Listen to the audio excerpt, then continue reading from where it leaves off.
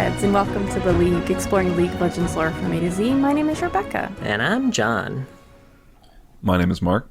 Today we're talking about us, kind of. We're doing a retrospective on the lore in general. We'll obviously be getting into more specific things later in future episodes, but we kind of just want to reflect on what we've read so far. Yeah, we gone done read a lot of shit. We read a lot of lore. Mm-hmm. Right? I think because it's so regular, it's a habit we've just all developed, at least I feel like, that it doesn't... You kind of forget the little mountain of knowledge that you're building inside your brain. Yeah. It's really, really wild how much that sticks and how much doesn't. I don't know why. There's certain things that I just always forget constantly. I forget the fucking champions. I'm sitting there trying to think of them. It's like, I don't know. There's some champion that starts with the letter E, but God bless me if I could think of them right now. I literally have to go through the pictures one by one every time I'm trying to think of anything. Yeah, when I was trying to take notes on this, I was like, oh, let me think. No, I can't. I have to look at the computer and be on the computer and look at these champions to know, to remember the lore that I've read. Even my most favorite things that I've read, I still need a reminder of it because there's been a lot. I think that's certainly true. I do think that when it's like, okay, tell me about this specific champion, it all starts, some of that kind of starts coming back. Yeah. It's like, yeah. This is what's going on with them. This is the stuff I remember. Maybe not, it's a little harder with some of those earlier champions. I'd be interested to look back at them, but. That's true. All right, so Mark had put down some questions for us to, to kind of have some structure to this. Beginning with, is League lore good? Nice, easy. I really love softball question. I want you to answer that like this. first, Mark. Okay, yeah, my answer was sometimes for some people. Yeah, that's fair. Yeah. Because I don't know, I don't know, does that kind of match with what y'all's feeling is for it? Yeah, I put overall yes. Individual stories are great. Some are very good. Some are very bad. It's a mixed bag, but I think the good outweighs the bad overall. Yeah, for sure. Yeah. At least in terms of word count, if not in terms of number. In general, I think they've put a lot of time into the lore, and that's a good thing. Even though it shows sometimes in plot holes and things not lining up, which does get frustrating, but it is also 160 something champions. I never remember how many are out now. 3 million. Right. Over the course of 13 years that they're trying to collaborate. So it's hard. But I do think that you can tell they keep trying. You know what? That is a quality, right? How many times you fall off that horse, you do pick yourself back up and reboot the universe a little bit. Yeah, I mean, obviously, it's a weak question, it's just a funny one, right? Because what does it even mean for it to be good? I mean, is it a good setting? Is it good to read? Is it? I think the supplementary was is it worth reading? Is it worth spending your time? And which I do have a separate answer for. Although I will say I have one component to the is the lore good question that I did want to discuss here.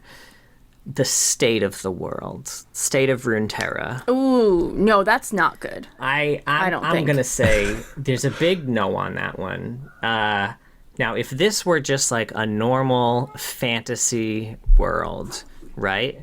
Which, I mean, technically it is. This is kind of a normal fantasy world that you'd find in any sort of fantasy book novel series or anything movie, like that. Yeah.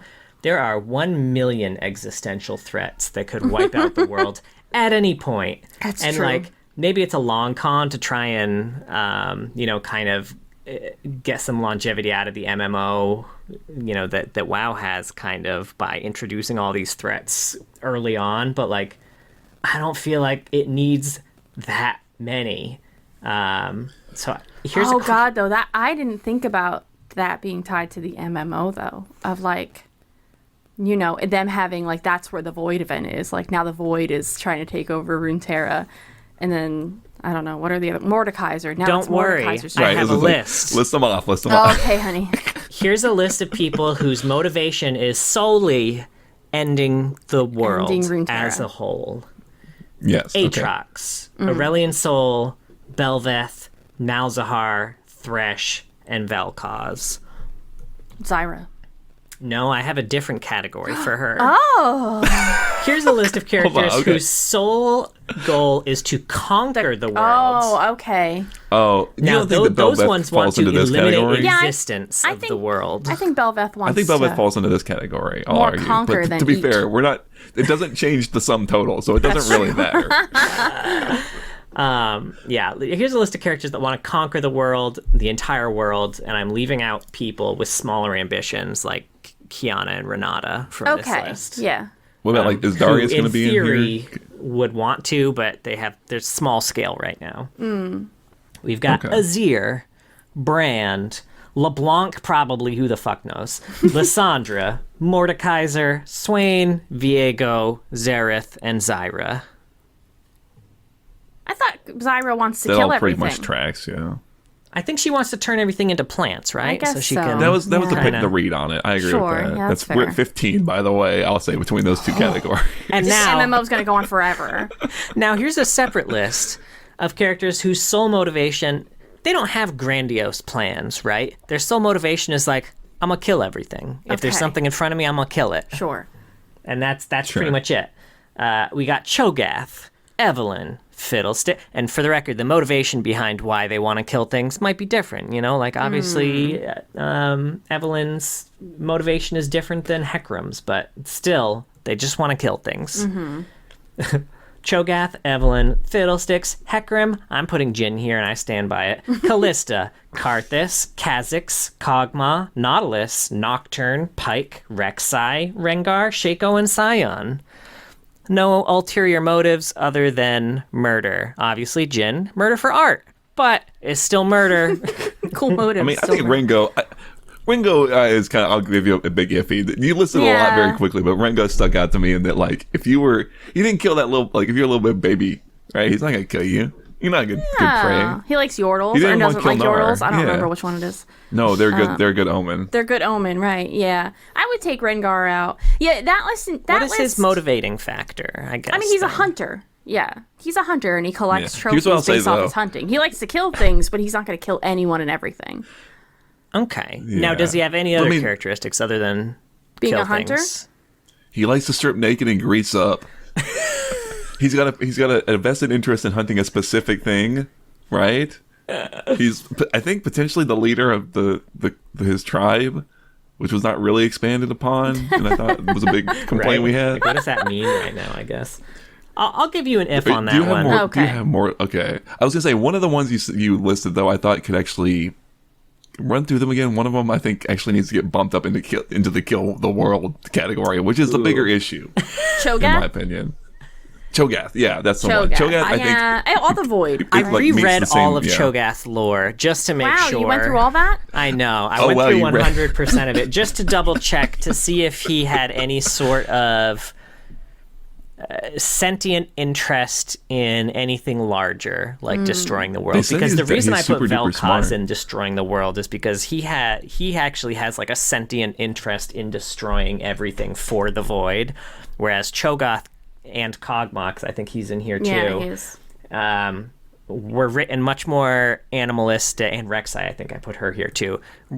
All written much more animalistically. I'm going to kill what's in front of me. I have no Sure. grander plans towards destroying the world. I mean, I'll give it to you. I will say, do you have more lists, or is this the final list? That's my list of Okay. existential threats. I will argue that the third list is fine. Those first 15, that's a lot of things that are trying to destroy the world or conquer it completely in like a really threatening way. The things that just want to kill things are fine. 'cause Yeah, they're I like, agree.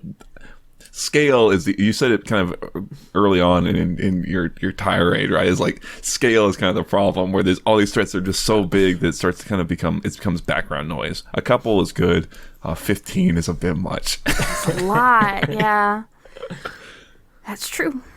Yeah. Especially that top I agree list with where that. things are so ultra powerful and also threatening Runeterra. That's like, God, what do you do? Just put them all in a room together. Let them fight it out. Whoever wins, they get. Yeah. You get to Runeterra. destroy the You world. get to destroy it. Whatever. I will. The defense I would try and raise also is like, is it better if imagine it's like 10 years from now, maybe I'm sorry, 15, I don't know. And the Runeterra MMO has gone on, and they've had numerous events. Like, we're at WoW as it is now, where it's just been like expansion, or whatever they're going to do, right? Is it better that, like, Aurelion Sol shows up 12 years from now and finally breaks his crown and, like... Or is it better that, like, hey, we've added this new threat, Aurelion Sol, that you've never heard about before, right here? You know what I mean? Like, or is there a middle ground, right? So I think the middle ground is Sol. kind of closer to what WoW is, right? Because, like, I don't know. I think a lot of don't the know shit about existential... WoW. I was going to say, yeah, take this with a grain of salt. I was big on Warcraft 2 and Warcraft 3. Never fucking played WoW, but I do watch the WoW cinematics. And my understanding on a lot of the existential threat type stuff there is that sometimes,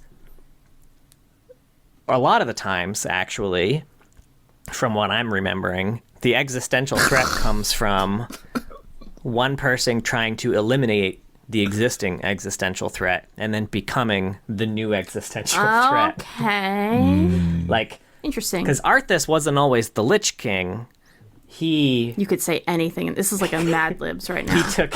What about the Bibli? Don't bring the sort of Bibli up while I'm evil. around. You're right. It was okay. But yeah, No, continue.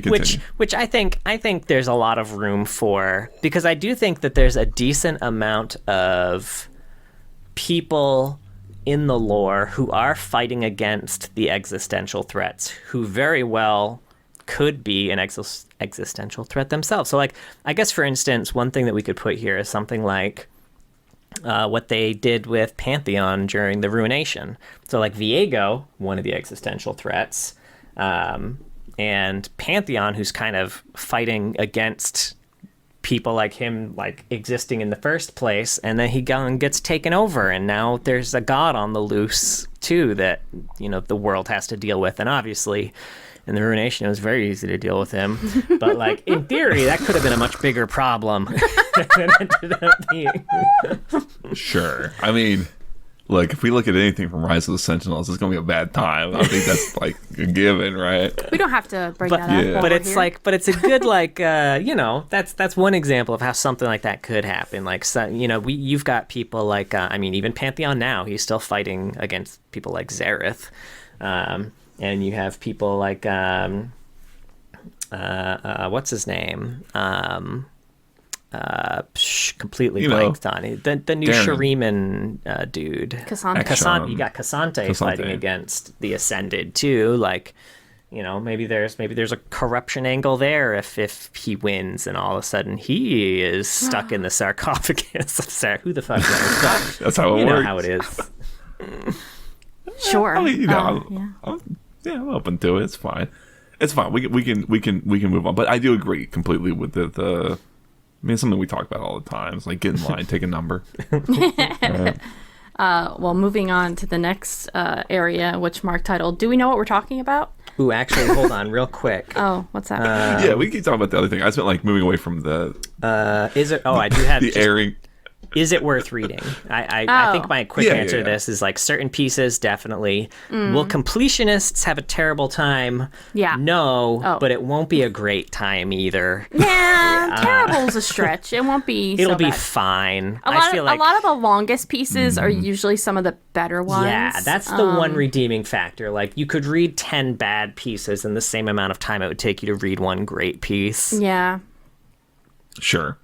I think that's fine. I mean, I think guess- if you're interested, reading the good pieces and then supplementing it with a good old podcast with cool people who read it for you is probably yeah, really. enough. Okay, read it for you. Okay, I see what you're saying. Oh, yeah, I mean, you know, right, pitch it to our listeners. Sure, they're already here, but why not, right? That's the audience we gotta. Look, we just want them to listen extra hard. I mean, yeah, I think that's all pretty on point, honestly, you know. And what I meant by some people too is I think some of it's a question of, like, who's even coming to it in the first place. It's probably people playing League who are like, hey, this I always think, like, this Nocturne guy or this weird monster person, this Tom Kinch, what's this deal? Why does he talk like this? Why is it like this? This seems Yeah. fun. Oh, you've got stories? I'll go check it out. And then I think a lot of people who come from Arcane. I was gonna say this is the path. This is the content funnel I see from Arcane content reactors. They watch Arcane, they're like, this is a pretty cool world. Someone in the content section, in the comment section, will be like, you guys should react to like Rise or Warriors or Awaken. And they'll be like that and be like, this is awesome. This is cool. Who are these characters? And then people in the comment section will be like, you want to learn about these characters? Here's some shit you should read. And their life is reactor over. after reactor goes down the rabbit hole. Sure. All right. Well. So yeah. Oh, did you have anything to add, All right. Mark? No, it's good. I'm good. Okay. Did you actually mean, do we know what we're talking about? Oh, these are new. think Did it's you add like- some new questions to this since Monday? I was poking around since Monday. Yeah, I was poking around on it okay. today. Actually, Oh, okay. it's not a Sorry, big deal. I prepared too early for this. That's all I'm good. too I, prepared. Stop. it's all loosey goosey, right? Like, I mean, I don't know. Like, I think it's more broadly like, again, this is just a silly question, but like, I mean, we spent a lot of time doing it, right? It's like when you look back at it, it's like, I think it's some kind of undertaking. We went through all the champions, and we've read them all. You can't say we didn't read them all, Right. And not just didn't read them all, but like we checked out the old lore so we can understand where they were coming from. And Checked out AU lore. that being said, like Overall, we just John's- missed one story, apparently. So, which was So we'll, in the. you know what? I say we never read that story. I know. We purpose. So it's like when we're talking about lore, like, are we to be trusted? You know what I mean? I don't know. Are we pros now? There's some things. Right? Are you right? Exactly. I don't think we know. are I in the think it's just top an interesting percentage of knowledge now. Yeah. Of the lore, for sure. I described it like ranked one time, and I think that's pretty apt. We're like diamond, at least. At least we gotta be diamond, right? At least. Do you think yeah. we're master? Diamond in anything just sounds really exciting. I think we're probably master Right? tier. I think we're probably master. I think you two might be right. master tier. I think I've forgotten enough that I'm bumped down. John's GM. But I liked these questions though. You asked, "What's the biggest unanswered question in lore?" I put, "What is a moo-moo?" For you. because I feel like for me that is one of the biggest unanswered questions. It's a little one, but like I don't know. he's a little Shut up. guy. I know. At the time, we had talked about how we were okay not knowing a lot about a moo-moo, and I'm okay with that still. But now knowing so much about Shuriman history, the fact that a moo-moo's not tied into any of this at all is strange. And I would like to know if he's a yordle or a little prince. I like the idea of him being a young prince more, although he doesn't look like one, but that's way more devastating, obviously. But yeah, I definitely would like to know more there. That's a big unanswered question for me. Sure. Demons. Demons, yeah. They put so much time into teasing threads about demons. They released the puzzles for us to figure out. Something about keys. Something about keys. And then Jared Rosen, who to my knowledge was behind all of the demon rework, basically gone done left Riot. Now I don't know what the fuck it is. That's what the keys were for, because it's all locked away inside his head. Yeah, he left with all the keys. All the keys. Jared, bring him back, I please. didn't. Please. Yeah. At least one. At least one. Come on. I know it's always got one, but fuck me. Demons was a big one. Was my second answer for this. My top one, it's so funny, is what the fuck an aspect is. I still Yeah. do not. Yes, What is Targon I Prime? know we just got into it. we did. God damn. I think that's like, I think they open up such a fucking can of worms with that. I kind of hate it. I don't know. But it's just because it's such a big thing in so many of these like big epic scale things. And Yeah. there's like, this ties back to like, okay, do I know what I'm talking about? It's like, I can tell you a lot about various things.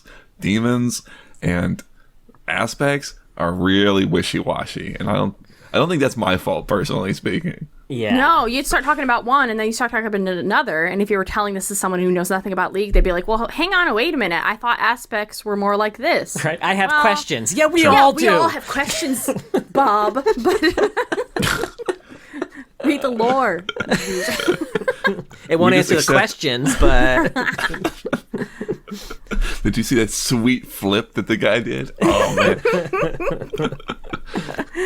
Yeah, I don't know. So yeah, that was I want to know your answer for this one. What do we know too much about? Because that's such an interesting question. Ooh. I mean, I don't know. I assume y'all were gonna land on the same place as me. I know too much about fucking Viego, man. I'm so sick of knowing about Viego. Yeah, you're right. I do know a shit ton about Viego for sure. That's Right? it. I think that's the answer. My other thought was the Kinku Order, because there's so many champions tied up in it that we read a lot about that it's become like overlapping in on itself in a way that doesn't make sense. Which is the same with Would you say Viego, you know too much right? about the Zed comic? Yes. That is one of them.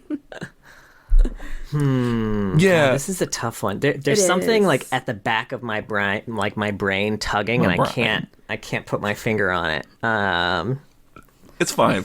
You think about it. I'll Yeah, say for yeah, the Kinku I'll Order, I come back to completely that. agree in that like you need some people who are not champions but are still big characters, right? You need like Ledroses and you need Tiana Crown Guards, right? And you feel a lot of lack of that in the Kinku Order as it is currently, because anyone who's like a big character is like either dead because he's Kusho or like showed up in that Bo and the Kunai story and then has never been touched again, right?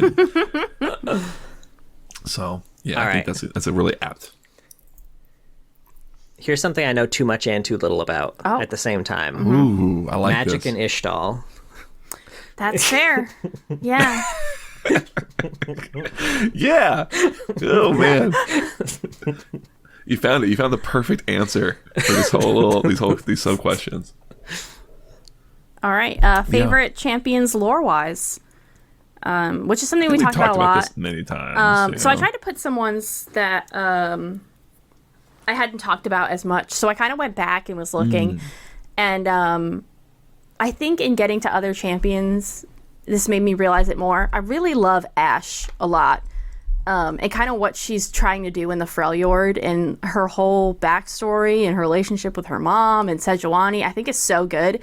And the fact that we're getting several people there that are trying to tell us that what Ashe is doing is wrong, that's making me extra frustrated, I think, because it doesn't seem to be wrong. I feel like she was supposed to be the hero of the Freljord, and they're like, well, now we have to kind of make it so they're all doing it a little wrong. Yeah, we don't want to have heroes and villains. We want there to be a Needs to be thousand shades of complicated. gray. So let's have this woman who's trying to unite everybody, and then this one who was summoning a massive monster with like creepy rituals. I completely agree. I mean, and this is. I mean, Ashe was like my main for like the first 3 or 4 years I played League, so I always got a soft spot for her. Yeah. But I agree, because I think also with Ashe's story, you already have an inbuilt conflict for her, which is so personal, which is that she is like knowingly pretending to kind of play into this myth, and is willing to do that for the influence and power and the way that gives her the things that she's trying to do, right? Yeah.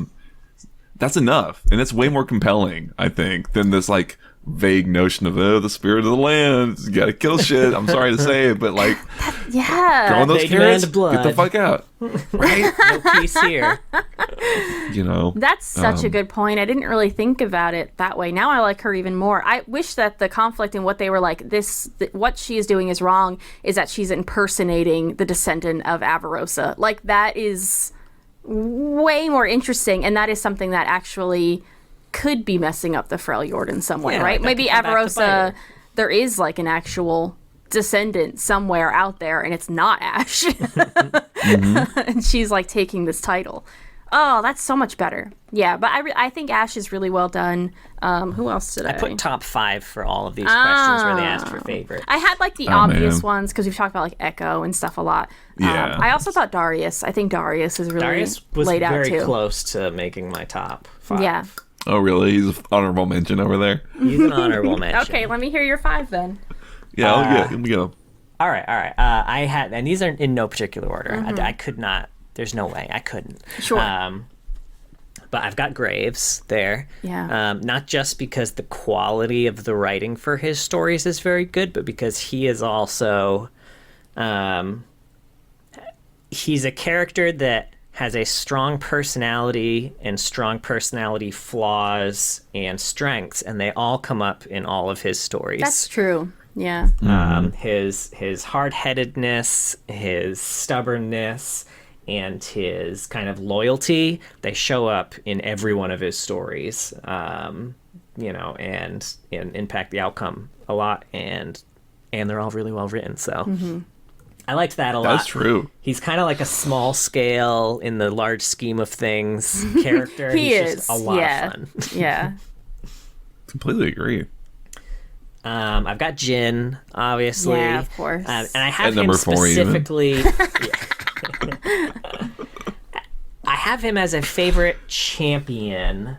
When we talk about favorite stories, like none of the Jin stories made my top 5. But as a champion, cohesiveness, like his in-game, like playing him in-game, his voice lines, his story, his personality, they all just mesh so well together.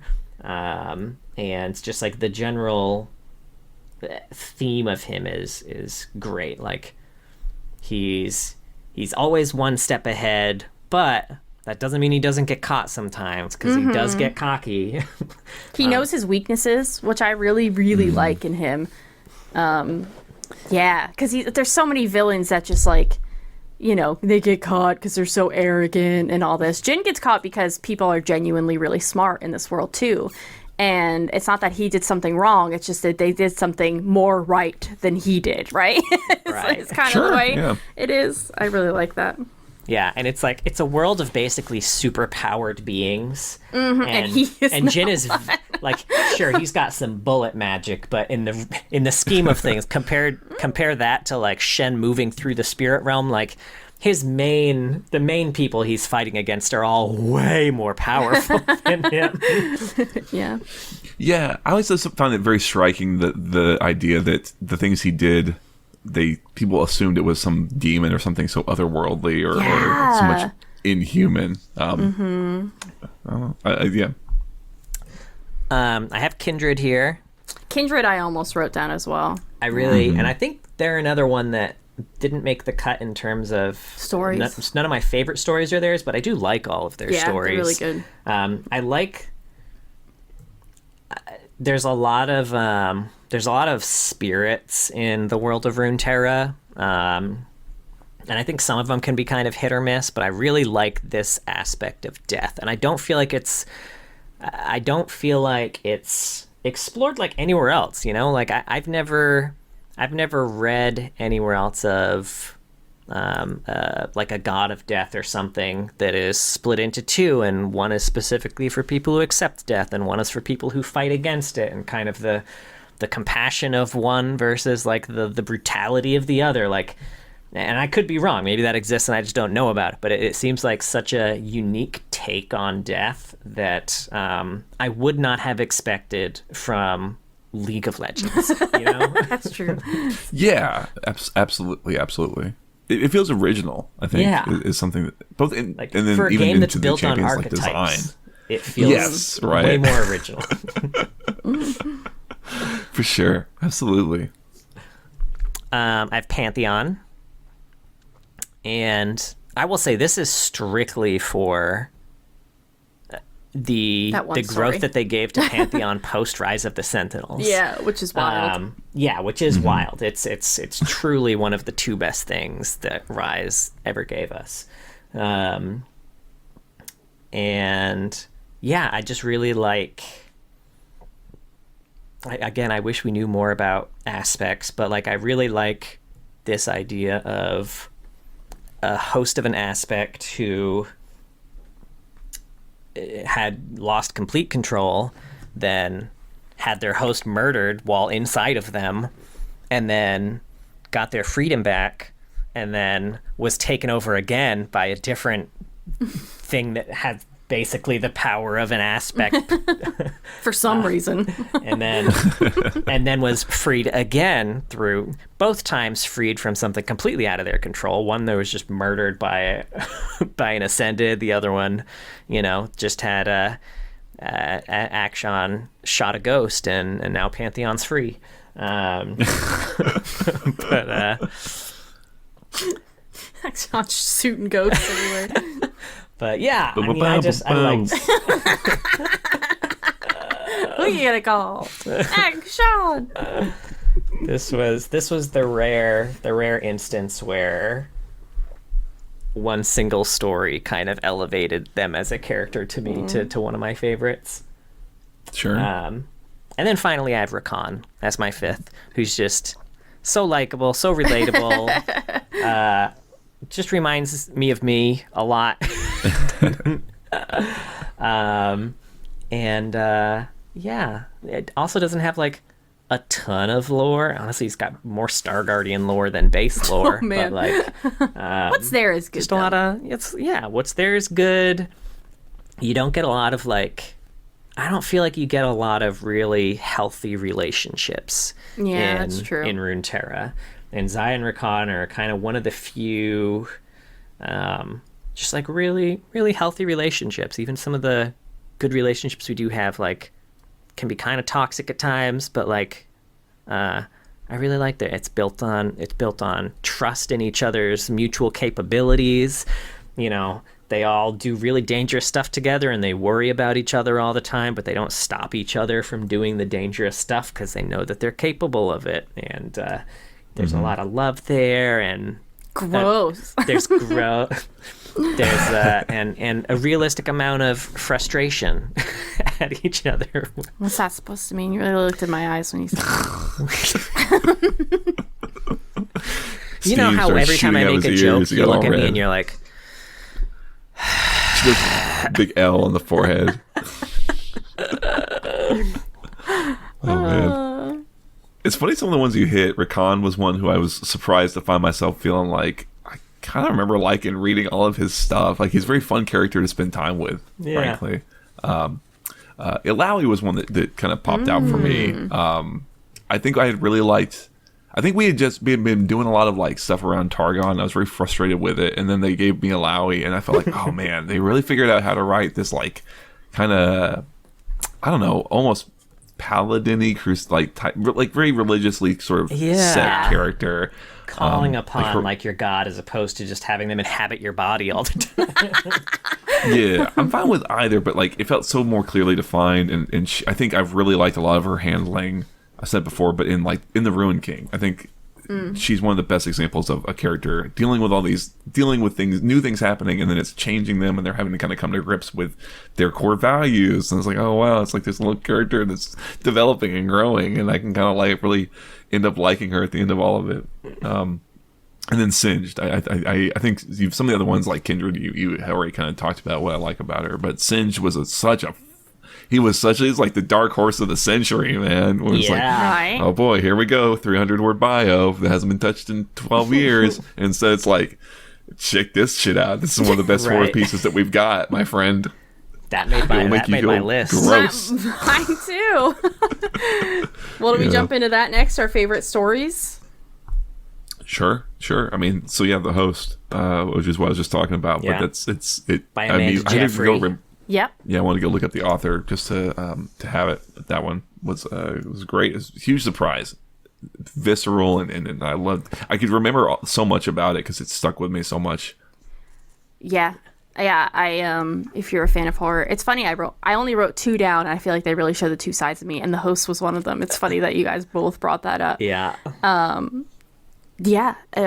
What did I even write about? What was the name of that series that you had me read? Escape from the Furnace, was it? Escape from Furnace. Yeah. That has a ton of body horror that's very similar. Yeah, if to you this like style. this story in particular, like Escape from Furnace is very, very much in this style. I think you would really like it. It's like There's like another rec. I've got 2 recs from you now that I gotta check out. Oh, really? What was the other one now? Something Justice. It was about, we were talking about Zyra, and it was like Ancillary Justice. Yeah. Yeah. Escape from Furnace, I think I have all of those. I don't know if I have Ancillary Justice. That is a longer series, but it's like YA, and they were really fast reads. Yeah, those were really good. But yeah, the host was what I had put. It was like, the way it's written is so straightforward, but not shying away at all to like the horror of what's happening and like the grotesqueness of it.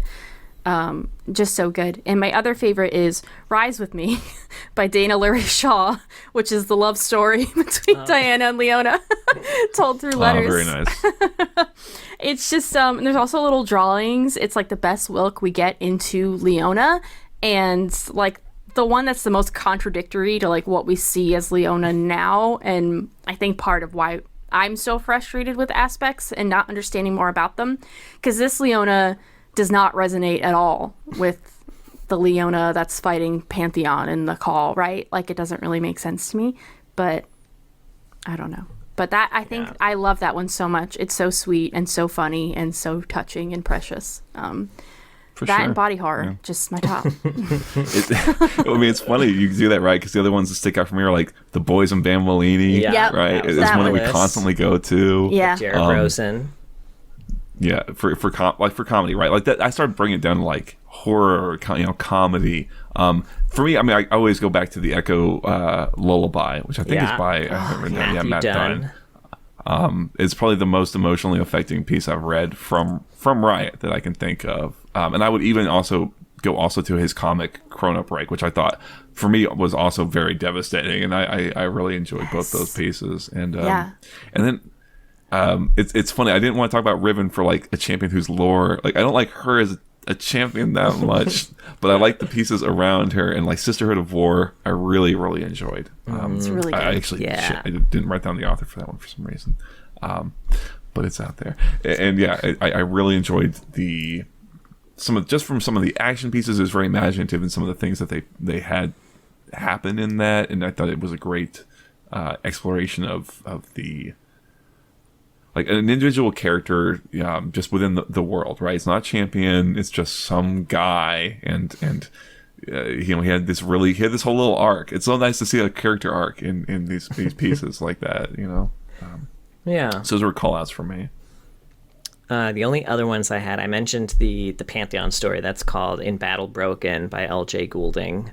That's the whole post Rise of the Sentinels Pantheon story, which again, like, is right up there with Lullaby for me in terms of like the most emotionally impacting story. Those two are probably top for me for sure. The only other one I have that hasn't been talked about already was I put the Principles of Strength up here. I mentioned that Darius was an honorable mention for me. This story was like, this was great not just for him, but also for the rest of the Triferics. I thought this was a great Noxus piece in general. Yeah, you're right. By Anthony Reynolds Lene on that one. Yeah, it's very gripping. I knew immediately what you were talking about. I would also throw out, I guess, like Night on the Town, I want to say, is the piece in Zon with the that was fun. Some of those pieces that are like, here's just something about like a day in the life, maybe, can be kind of nice. And that one in particular, I remember being a lot of fun and very sweet, and it made me feel sort of almost like nostalgic for my own, I don't know, childhood innocence or something. Which is wild. We're talking about League of Legends lore, right? Back when I had to spread my ass cheeks on a big elevator or whatever.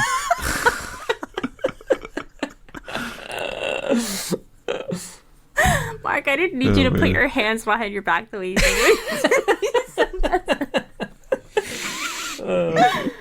Hey, this is a full body performance. Method. Oh man. Well, we've got that section for favorite non-written pieces too.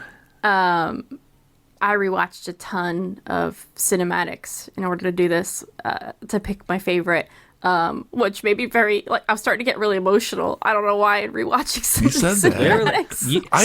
I feel like you make fun of me when I get emotional watching reactors, but like, this is why. Not only do you get to watch it over again, but you see other people being emotional about it, and that makes me extra emotional. It was like rewatching Still Here was really cool, because the only time I had watched it was when we did the reaction. So when I was like sitting there just watching this cinematic, and I had this realization that like we never want to acknowledge that I fucking love League of Legends.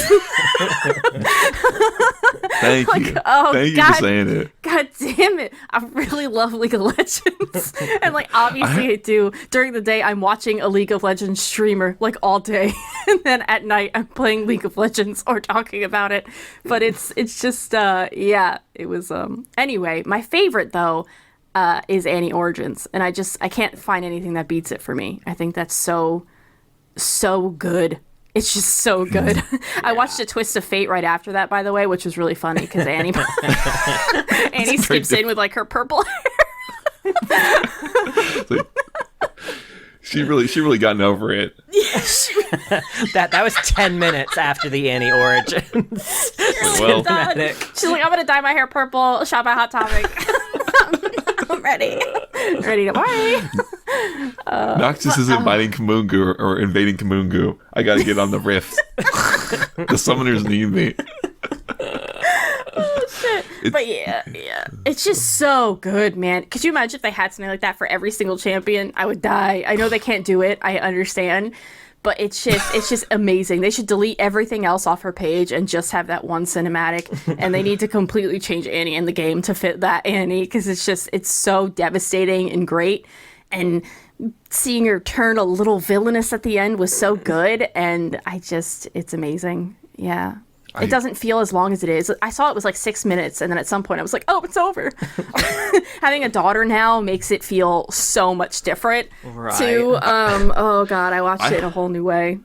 Did you hate your mom that much more? A little, but I also kind of got it a little bit, you know? But also her kid was a little shit. The kid was a little shit. Fucking Daisy. I mean... That's why she became a stone golem and now works with Ivory. She's also a kid. Our kid's a little shit sometimes, you know?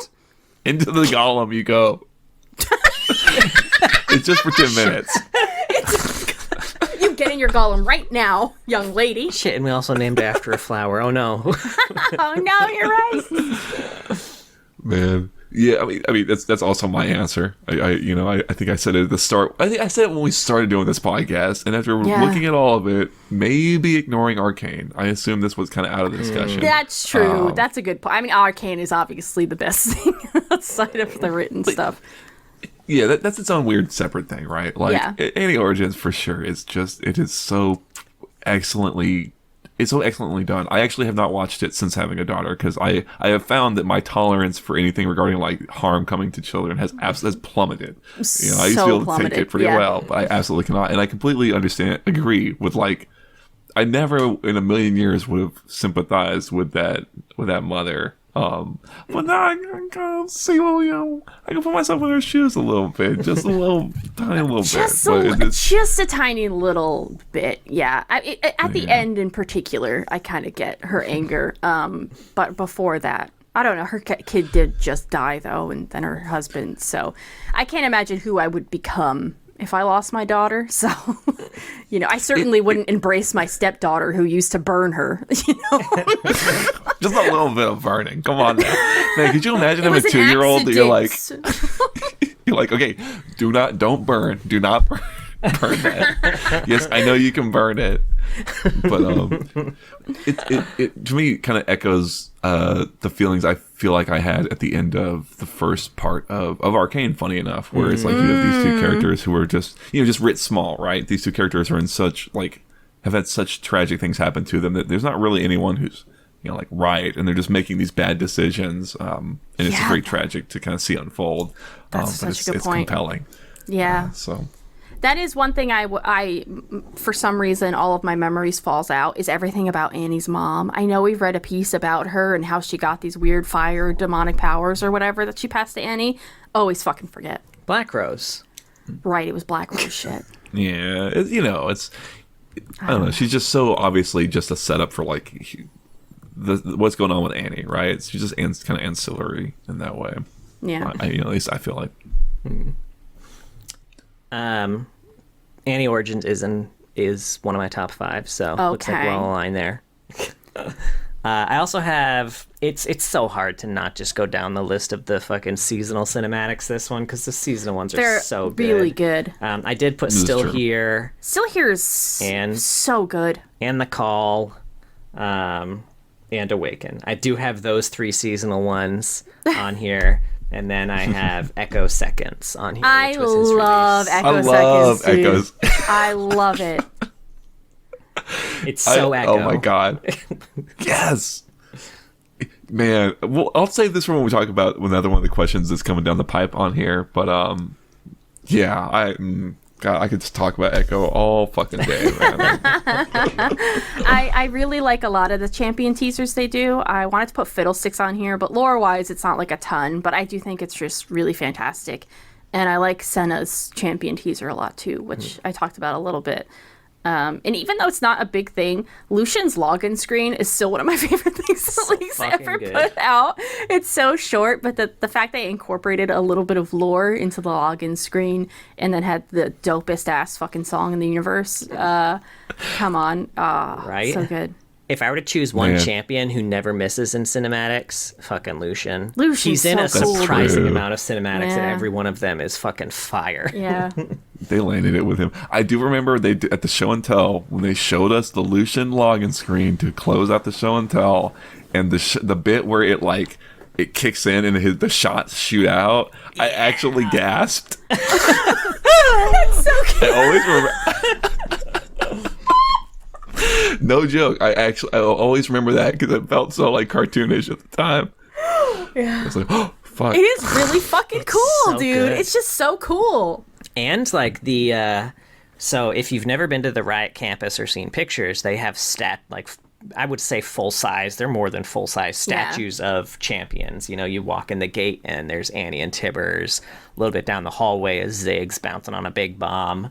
But one of the newest ones before we had left was a Lucian, and it's so fucking good. And he's like shooting at a bunch of ghouls, you know, like mist ghouls that are at his feet, and he has shot a hole through one of them in the head. And if you if you just kind of get down on the ground and look through the hole in the ghoul's head, like it's perfectly aligned with just like Lucian glaring straight at you. It looks so fucking cool, man. I have a picture actually just from that angle. It was so badass.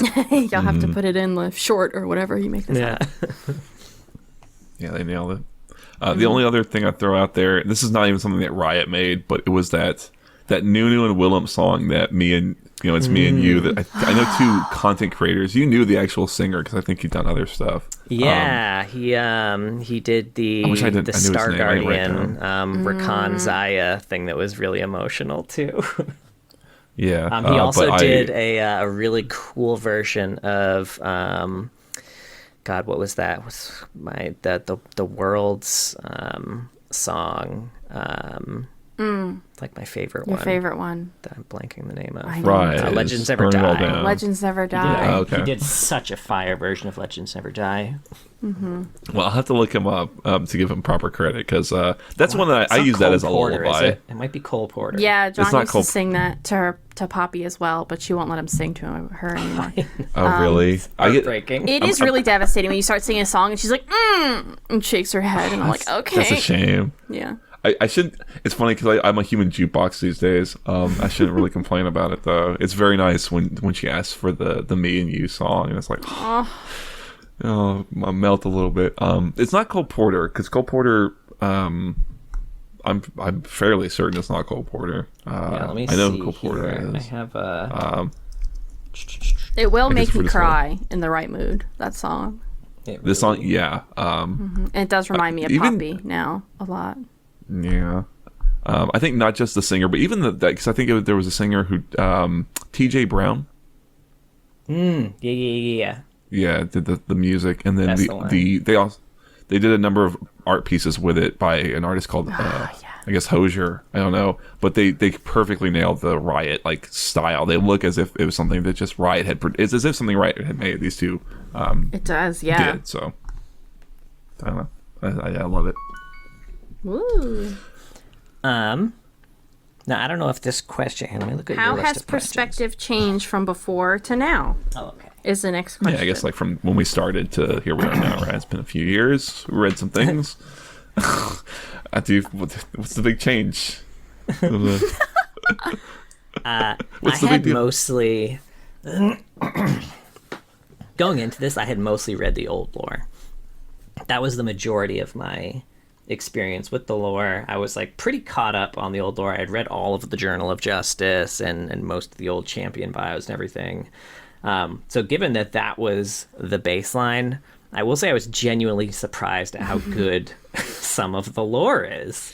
And genuinely surprised at how many champions were never given the new lore treatment, unfortunately. Like, it's been long enough that everyone should have gotten that treatment. The fact that any champion hasn't and still has clearly non-canon lore on Universe is a little unacceptable, but I would have never expected the highs to be as high as they are.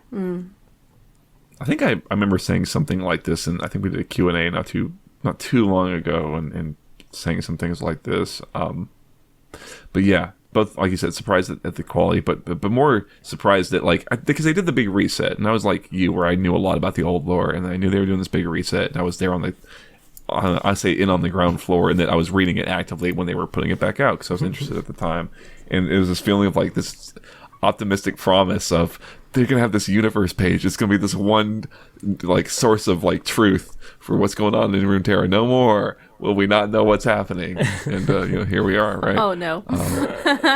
Yeah, but it's okay. Maybe I'm more cynical also, like as I've gotten older, where it's like, yeah, it's fine. I can't really blame them for not having this one source of truth for this giant, 100 whatever champions. An ever-changing. Right, it's a massive universe. setting. Yeah. Yeah. With all these contributors and stuff.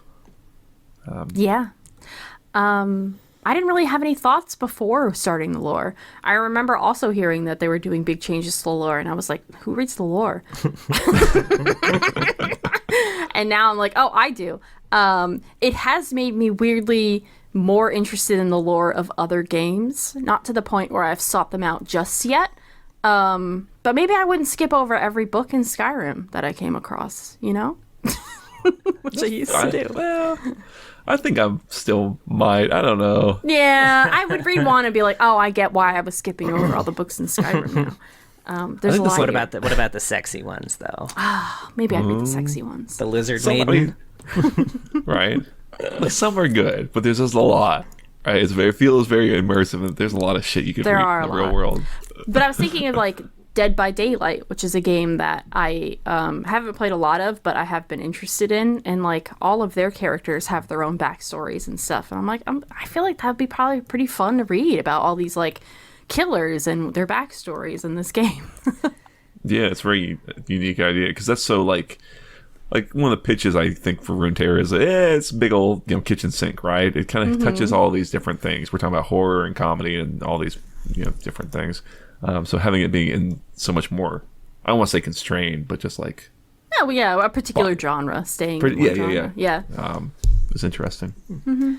Now, I will say, one big critique I have here is that critique? Yeah, I know. I think the revolving door of writers is really hurting it. Mm-hmm. You can see the clear high periods of the lore where there was someone at the helm working on playbooks and consistency and timelines and long-term plans. And the stories that came out of those periods are clear as day. And what's also clear as day is the stories that came out before that was the case, and kind of after that was the case, which I think is kind of the period we're in right now.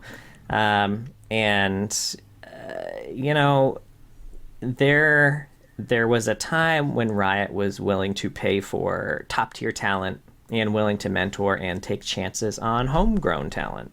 So, like, bringing in Graham McNeil and Anthony Reynolds Lene was massive. They were already very established writers in their kind of respective game communities. I know Anthony Reynolds Lene wrote a lot of Warhammer. I think Graham McNeil probably did too, but like, yeah, I knew very he was a Warhammer established authors that had a strong history, and like the contributions that they made to the lore were fucking huge because of that. And I mean, same thing with Anthony Birch. Like, even though his stories were hit or miss with me, I feel like sometimes they shoehorned him into some things that didn't really vibe with his style, but like bringing him in was a great idea.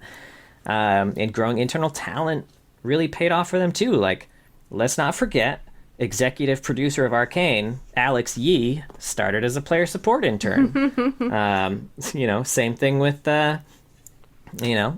same thing with Christian Link, player support. Jared Rosen started as a web content specialist, and these folks have written some of the most impactful stories we've read. And obviously that's not a full list by any means, just a few off the top of my head. And now, Graham McNeil, Anthony Birch, Matthew Dunn, Jared Rosen, countless others are just kind of gone, and I'm not sure the new crew has kind of delivered the same fire. Mm-hmm.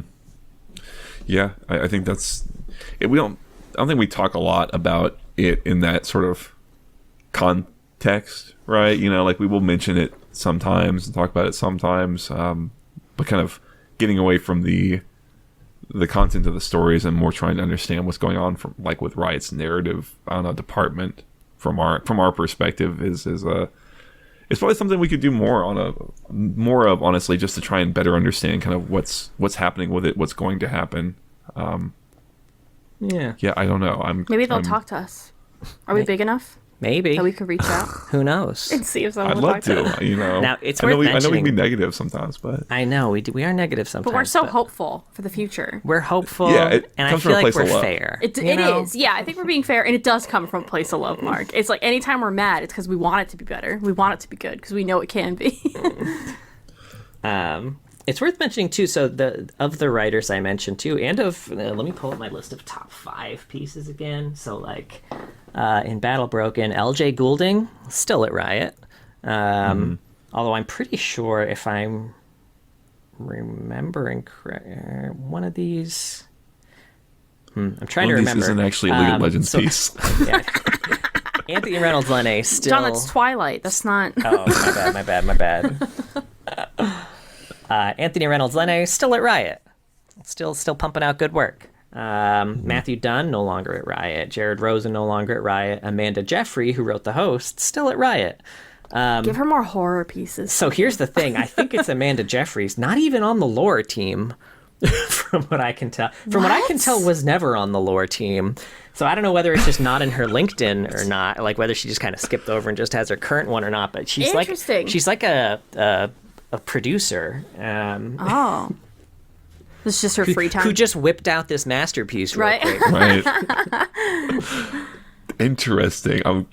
You got me curious now. You're piquing my curiosity. Just wonder if like she go just- back to The LinkedIn's not updated. I don't know. Maybe. That's Maybe. possible. sure. Yeah, it's tough because the lore isn't profitable for them generally, right? So it is hard to know exactly how they should approach it and what they should do. It's tough, don't yeah. know. I think Right. I was hoping that like the success of Arcane would highlight how lore could be profitable, you know, because I think I think they know that how they were doing it, obviously not profitable, but it did build the infrastructure that Arcane is built on. Like obviously Arcane went their own way with a lot of things. They like a lot of things are made up for Arcane for the first time, but I think it's safe to say like a lot of the bones of that were off of the established lore of Yeah. Piltover and Zon. I was gonna say Piltover and Zon itself. like- It's Yeah. is so good, like and so well established. yeah, They were able to really draw it. So like there's definitely profitability opportunity. And I don't think you can count on all of that coming from large scale products like Arcane. Like you need to have small scale things that lead to things like Arcane, you know? Like who knows if Arcane would have been as successful if they had to do all of that world building from scratch. Like we already know it took them like 6 years. Who knows how much longer it would have taken them if they didn't already have all of that lore. Yeah. For sure. Yeah, I mean that's exactly right. Is it like, yeah, you have no idea what they would have actually created had it been from a blank canvas, for sure. I mean, I definitely think Riot is aware of Arcane as like a vehicle for, you know, profit and driving like engagement and players. I mean we've already kind of seen it with how they're taking some changes in what they're producing, and that like I think they realize also that it needs to be something that's presented probably not through the written word, broadly speaking. You know, which, you know, maybe good, maybe bad, but I think it also might result in us seeing maybe less less volume of content, ideally kind of higher quality, but Yeah. I wonder if that will be some of the lesson that's taken away from it. I don't know, you know. Yeah. And I think that also, because I don't think we've ever actually talked about this on any of the episodes because it never came up, and it's still fairly new, but like one of the animation studios that did a bunch of the Riot cinematics went under recently, and yeah, I think they handled a lot of the what's it called, the KDA cinematics. So like, you know, obviously that's not core world building necessarily, but it's a studio that could have been pulled for that sort of thing, especially as their main animation studio, Fortiche, obviously is going to be working on Arcane / next Arcane related projects, and probably not available to work on some of the smaller scale seasonal cinematics that we've kind of become accustomed to. I wasn't even aware of that. It's interesting. Yeah, keeping more of a finger on the pulse of that landscape broadly might be an interesting thing to do. Anyway. Well, next is Wade asked if is our in-game experience affected now by the lore. I enjoy it more now, I would say. I like hearing the quotes and stuff. Yeah. And I just feel more attached to certain champions, for sure. Like Graves, I didn't care about Graves before. Now I'm like, oh, hi, Graves. Graves, you silly little goof. Yes, silly little goof. Where's your boyfriend? That's fair. I was trying to learn some Echo, and I found myself enjoying the experience more, having all this like built-in feelings of attachment to him through the lore. He's not the type of champion I play a lot, so it helps me kind of bridge that gap a little bit, I would say. You know what's interesting too, because I play a bit of Echo when I get him on ARAM, and I don't have a lot of Echo skins. I've got True Damage Echo, and I have like his really really shitty skin that I forget the name of, but it's not good. So I usually use True Damage, and there's a bit of me that's always like disappointed that I chose True Damage, because you don't get his lore quotes in the True Damage skin. You get the True Damage quote, but it's so fucking cool. But yeah, there's always a little bit of regret. I feel that with skins broadly. Sometimes it's like a skin that looks better, but it's like, oh, but I kind of like the aesthetic of this skin that has no particle effects or VIA or anything, right? Just the idea of it's cooler. Yeah. The other thing I was gonna say is that, like, not so specific to like a champion or even playing, but like I love League of Legends. And I love it. I think now more than I have at any time. Right? Yeah. I'm playing this shit fucking 14 years or whatever, man. And I think it's a product of spending so much time. Every week we're spending time looking at it and thinking about it and talking about it. It's like after we do these episodes, like, you want to play some League? Like, y'all trying to play some League? Yeah. I play it more consistently. I enjoy my time spent the most, I think, than I have ever in my time playing it. Yeah, I'm definitely enjoying playing League in a way I never have before. I also think part of that is becoming an adult and not caring at all about the toxic community so much, which is, it's so beautiful, y'all. If you just don't care about what these people are saying, it's really funny. They get so mad. They get very mad at the video game. It's true. Not to say I'd never get mad, but I usually get mad at myself. Yeah, right. It's like being able to kind of immediately be like, whatever, it's hard. Yeah, whatever. League's hard, right? This shit's hard, man. That's true. All right. Future lore, biggest hope and biggest fear is next. Sure. I'll say biggest hope. I hope that there's a strong narrative vision for the future. I know they came out, they gave us this big statement, and we listened to the statement and we were like, I don't believe this statement. My biggest hope is that statement was true, and that it will lead directly into incredibly strong writing for the MMO. Yeah. Which leads to my next biggest hope, which was that the MMO will definitely happen. Yeah. I think my biggest hope is that the MMO happens and that the lore is centered around that from now on, which makes the most sense to me, because that will be profitable. Right? Yeah. I mean, they're tied up together, right? Biggest hope is that it happens in a reasonable time frame, and then like biggest fear is that it doesn't happen at all, or it just happens in its complete ass suck and people potentially don't care anymore, or ruins like Riot that. as a company. Yeah. Right? I don't know. I imagine it's that's like also MMOs, their biggest fear. I'm sure MMOs are they're such a scary thing to me. Right, like this is not right for it. You can't just close it, and it's okay.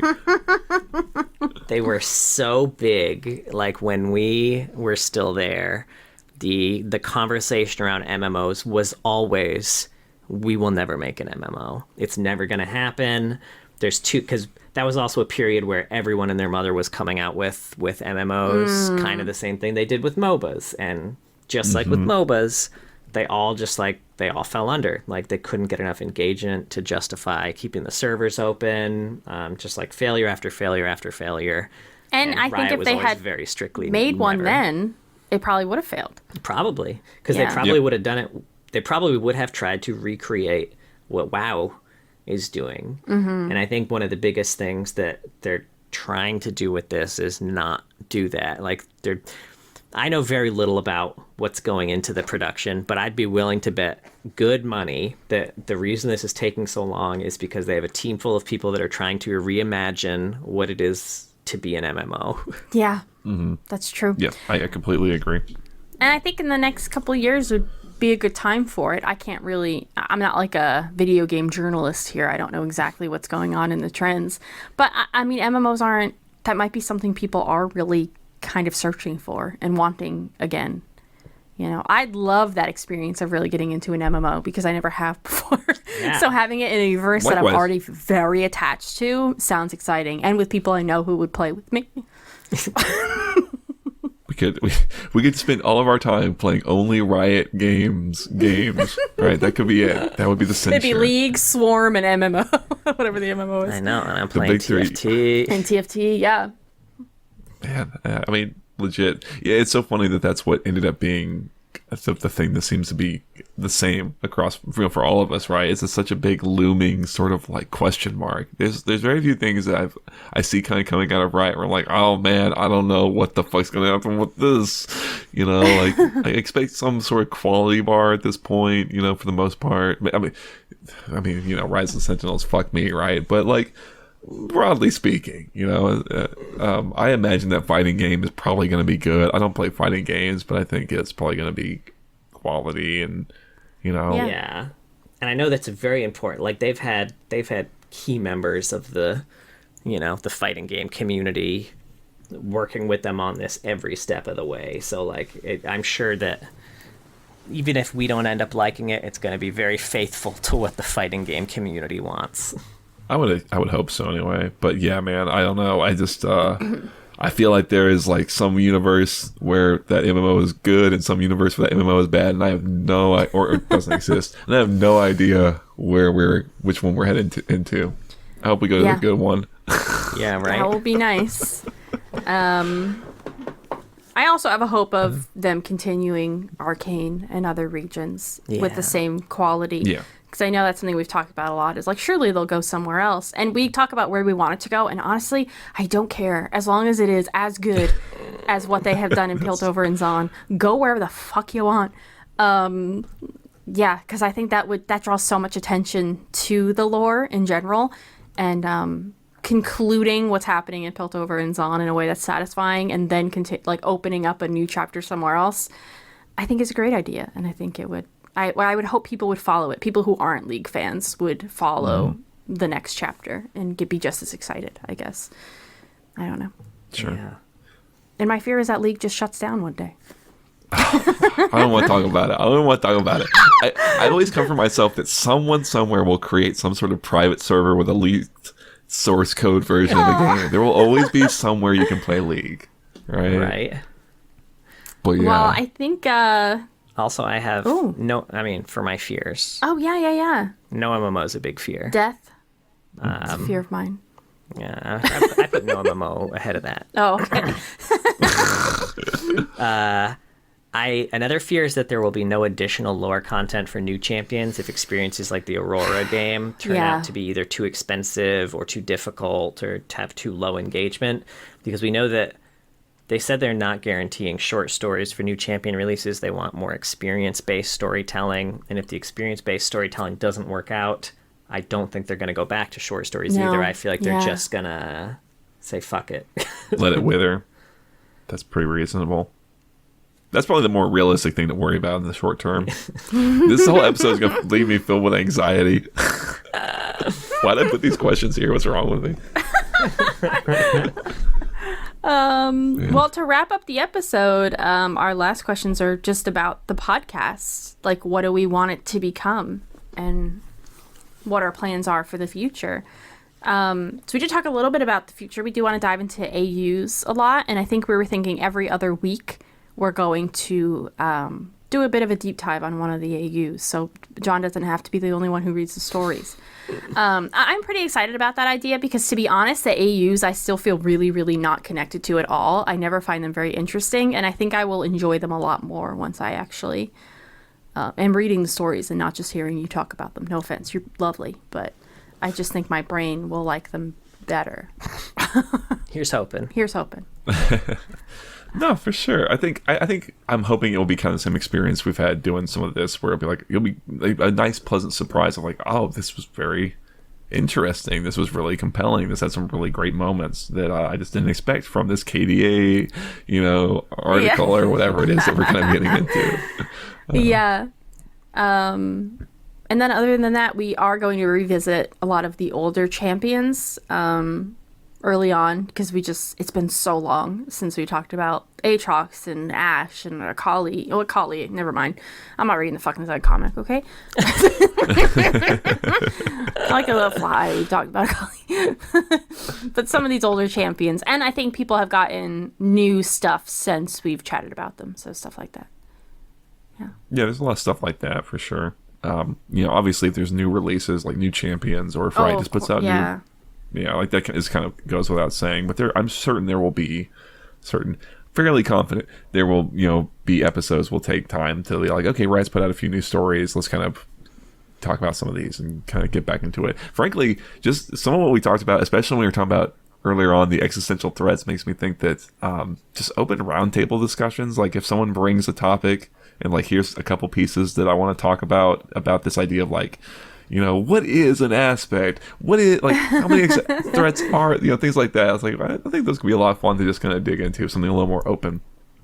Yeah, definitely. Argue. Or whatever. Yeah, we're going to hit regions as well.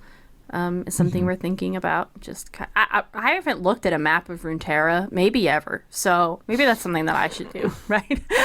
Don't worry too much about it. And just sort of dissect the regions and stuff. We have a Discord, by the way. If you ever have an idea for an episode or you want us to touch on a topic, let us know. We have did a get the request to read Professor Von Yip. Oh, nice. Yeah, something like that. Will be really great. It's one of the stories that is not tied to any particular champion, but it's still a long-ass story about a random-ass professor in Piltover. That's so funny that they just I think it's through like Legends of Runeterra, which is something we might also dig into, especially now that they've kind of said it's all one shared space. So anything new comes out. I definitely want to jump into Legends of Runeterra. Maybe after some of our revisits, we'll jump into that. I think that would be great. And then something that might happen really further down the line is expanding to other games, other lore and other games. Like I said, I'm interested in lore and other games now very suddenly. So I think it'd be really fun if once we're done with the AUs, maybe every other week that would be our topic is, a couple of Dead by Daylight villains or something. Go over a few Fallout. Over some Fallout vaults. I think that would be really fun. But that's kind of where we're brainstorming. It feels never ending to me if we expand outside of League, although we will have a lot to dive into for League for a while and continuously as well. We're certainly not going to completely pivot away from League. I love League of Legends, man. Yeah. I know we've said it a few times, but I really thinking about it in this way has really reinforced it. This might be my favorite game. Certainly can't think of any others I've played for the past 14 years. That's a better way of kind of capturing Although I haven't been playing it for 14 years. But I mean, it's something that it's bonded all of us. And the two of us, like, I don't know. The fact that we play together most nights is kind of like a pretty big part of our marriage. It's playing League of Legends together. It's an early memory I have of us. Is the first time you made me play League of Legends. Our first trip together. Yes, we went to a lot of Riot events together. I remember the first time you got kind of annoyed at me when I was supporting you on Sona and I was out of mana. And I couldn't heal you and you died. That really stuck in my brain. Well, you made it through that. Like that's really a testament to that. Somehow. Yeah. Do we miss anything? Did I miss anything? I think that's I know. everything. Yeah.